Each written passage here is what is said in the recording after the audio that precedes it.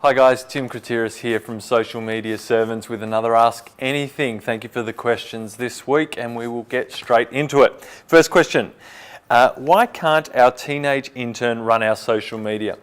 This is actually a good question. We get it a lot, especially with smaller businesses, but sometimes it's applicable for bigger businesses as well. Who actually should be in control of your social media?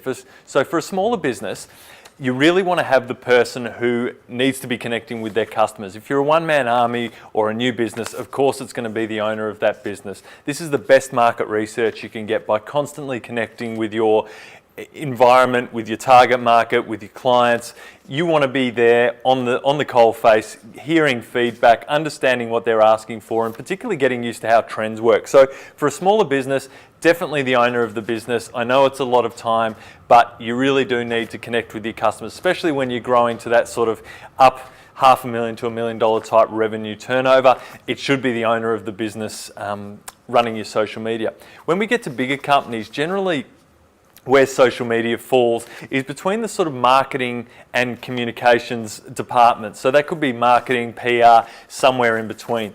This is actually quite difficult because particularly when you've a bigger company and you've got separate departments, everyone has an idea of what social media should be. So actually the social media strategy should be in line with what the company's trying to achieve, and then work out which platforms better run by a separate department or by a particular person.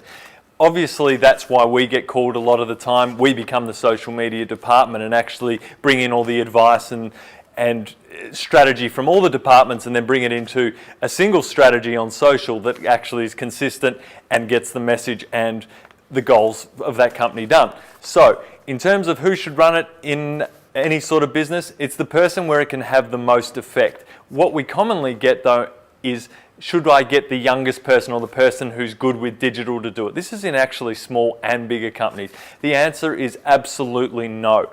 You've got to look at social media as the gateway to every customer, client that you have. Do not put the youngest person in charge of the portals that you directly connect to every single customer. That is a ridiculous philosophy. You really need to put someone who's an expert at communications, that understands when there could be issues that are about to arise, that can understand where there's opportunities that may have presented themselves, not the person who just understands how to use social media. Be very careful with that one. We've seen some nightmare scenarios from both small and bigger companies where they put the wrong person in charge and it's just turned into a real problem for that business. So I hope that answers the question.